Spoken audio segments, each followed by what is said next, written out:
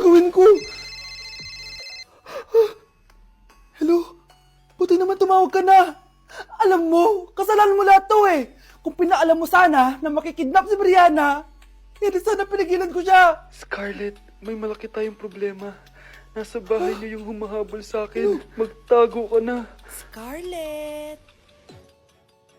Nay. Oo, Scarlett. Galing ako sa future. Ikaw ba yung humahabol sa isang Scarlett? Hindi ko na siya kailangan. Ikaw ang solusyon. Solusyon saan? Dahil sa paulit-ulit na pagbabalik niyo sa nakaraan, lalong lumalala ang sitwasyon namin. Hindi ko maintindihan. Kailangan mo na mamatay! Matagal na dapat kaming patay ni Brianna. Pilit mong binabalikan na nakaraan. Kaya ikaw ang papatayin ko. Nay! Panaginip lang pala lahat yun. Oo anak, okay ka lang? Si ate kasi panay puyat kaya ganyan siya. Nay, Brianna, buhay kayo? Oo ate, buhay kami. Anak, sumama ka na sa amin. Sumama kayo sa akin. Kuya, try mo po yung sikat na mango na ice cream. Mango na ice cream? Mango is my favorite flavor, so let's try it. Wow, parang ang sarap niya. Tara, bili tayo. So, papunta na ako sa convenience store para hanapin yung famous na mango na yan. Sabi nila meron daw dito sa Vietnam. Kaya pumunta ako dito sa Circle K. Guys, meron dito oh. Hello, kompleto. Guys, excited na ako matry ito. Bilhin na natin. Grabe, napakamahal naman ng mga yan. Ayun guys, binili ko yung mango, yung lemon, tsaka yung peach. Eto na sila. Tikman na natin. Unahin na natin tong si mango kasi ito yung pinakasikat. Sirain ko na.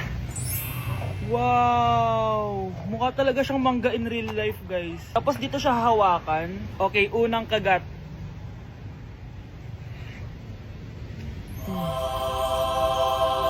Ang sarap niya. Lasa talaga siyang mangga, promise, na may konting gatas. Medyo maasim din siya na onte. 10 out of 10 to sa akin, guys. Okay, next naman itong peach. Mukha siyang puwet ng bata, oh. Okay, kagatin na natin. Ang nostalgic ng lasa niya. Nangingilo ako guys, sobrang lamig. Parang sarap niya, hindi siya sobrang asim, di rin siya sobrang tamis. Like, sobrang sakto lang talaga. For me, 9.5 out of 10 to. Okay, last, etong lemon. Wow, mukha talaga siyang lemon, no? Okay, unang kagat.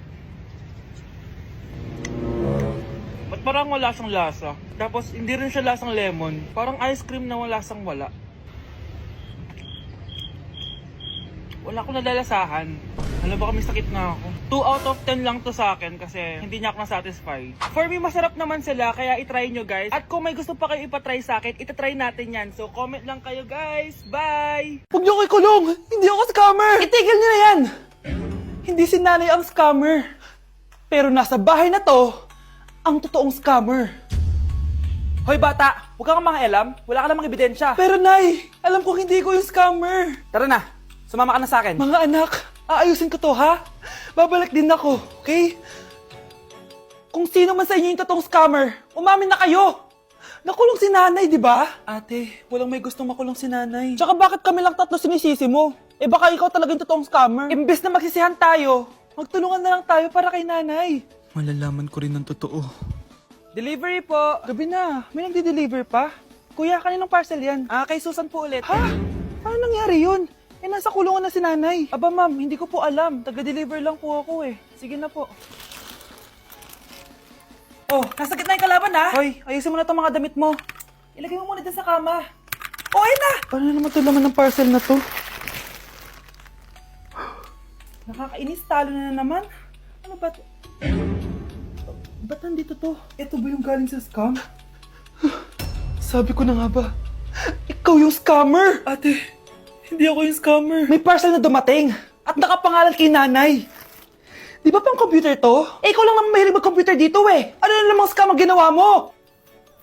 Pasalamat ka, minor de edad ka pa. Bawal ka pa makulong.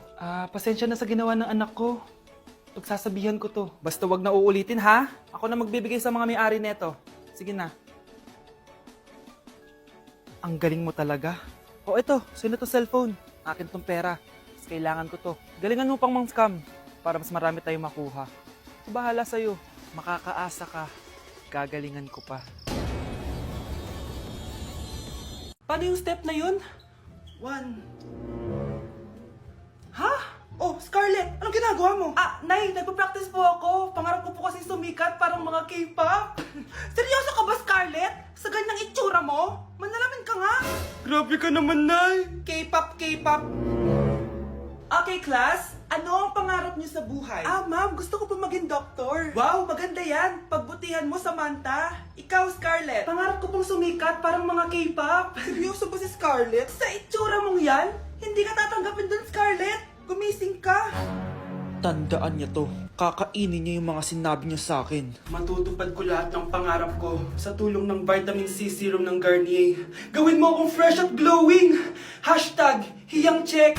Sa wakas, matutupad din pangarap kong glow up. Humanda kayo. Mare, yung anak mo, nagpa-perform sa TV. Talaga ba, Mare? Ako ay torpe pa noon, pero nagbago na ngayon. Now I have the courage, Sikat na yung anak ko! I have you. Ikaw at ako under the sun. I'm going now that I found the one. Kaniya'y ba't ngayon pa lang? Skin ko ay hiyang na hiyang. Ikaw at ako, we're gonna shine. Nothing can stop us, it's our time. Ready to show that you're the one. Skin ko ay hiyang na hiyang. Go and find your Garnier.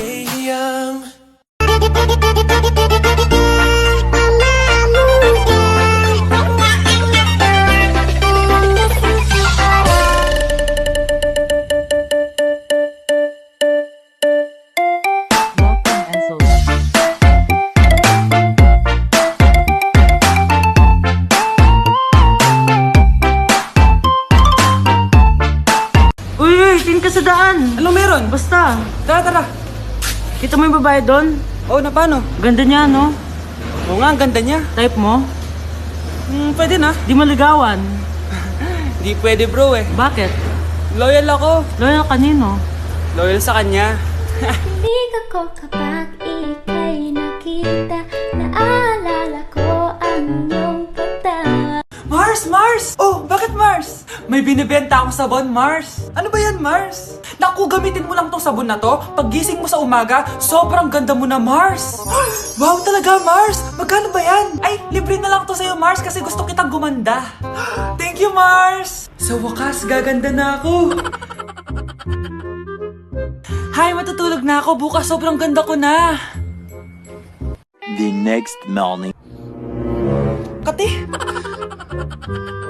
Maganda na ba ako? Maganda na ba ako?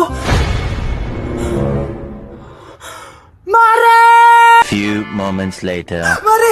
Tignan mo anong nangyari sa mukha ko! Oh my! Anong nangyari sa'yo, Mars? Hindi pwede to! Iiwan ako ng asawa ko! Huwag ka magkalala, Mars! Meron ako solusyon dyan! Charan! Talaga, Mars? Nasaan na? Ops! Dito libre, Mars! Ha? Magkano ba yan? 10K lang! 10,000! Mars! Mars! Uy, anong ginagawa mo? Nag-workout. Wag ka na. Di naman kayo nag-work eh. Sama mo talaga sa akin, no? Tabi ka nga dyan. Oh, ikaw. Anong hinihintay mo dyan? Sali ka na sa akin. Baka sakaling mag-work tayo. You're my pangga. Hey, I ain't looking for another. No, ikaw lang, baby girl. Hi guys! So samahan nyo kami, pupunta tayo ng Bacolod. So ayan, nakadating na kami at pagdating nga namin, sobrang lakas ng hangin, grabe. Sa airport pa lang, ramdam ko na yung saya ng Mascara Festival. Kaya lalo ako na-excite. Hala, may paganto pa ang Horizon Management. Parang artista talaga. Char. Dahil kilala sa Chicken Inasal ang Bacolod, abay syempre kailangan natin tikman agad yan. At grabe, bagong luto tong piyaya na to, kaya sobrang lambot ng loob niya guys. First day pa lang, ang dami na namin napuntahan. Gaya ng San Sebastian Cathedral at dito sa The Ruins, grabe, parang ibang bansa yung feels dito. Mas visit talaga to guys. Pagkatapos nga namin gumala, nag-crave yung mga kasama namin ng seafood. Grabe, ang sasarap dito, promise. Next day is BP Day guys. Sobrang nag-enjoy ako sa mga booth dito guys. Una kong tinry itong Pinoy drop ball nila. Pagkatapos eto naman guys, yung color game, favorite ko to nung bata ako eh. O diba, nanalo pa ako. Susunod ko namang tinry itong pula o puti. Madali lang naman to kasi dalawang kulay lang naman ang pagpipilian mo. At ang panghuli kong tinry ay ang bingo nila. Grabe, nakaka-tense. Alam mo yung feeling na mananalo ka na dapat tapos iba-ibang numero yung lumalabas. So dito guys, kinakabahan na ako. Kasi naman, first time kong kakanta sa stage at sa maraming tao. Kinanta ko nga pala yung Nothing's Gonna Change My Love For You. Huy, di magsising. Grabe talaga yung suporta ng mga bakulod nun. Kaya naman nagpakilig kami ng malala, guys. Huy, OA. First time namin to ni Hannibal siya nasa stage. Thank you so much po, BP, sa sobrang sayang experience na to. Hindi ko talaga to makakalimutan. After namin mag-perform, gumala na kami dito sa may Lacson Street. Sobrang haba pala nito. So ayun guys, sana nag-enjoy kayo dito sa mini vlog ko and see you guys next time. Tao po! Oh, ba't naparito ka? Maniningil pala ako sa birthday ng kaklase natin. Ay, wala akong pera eh. Balik ka na lang sa susunod. Ay, ganun ba? O sige, Sino ba kasi yung may birthday? yung crush mo ata. Yung crush ko? Wait lang. Mabeng 10! 10,000! You're my pangga. I ain't looking for another. Ikaw lang, baby girl. I'm in a relationship with one of my bitches, yeah. I need it cause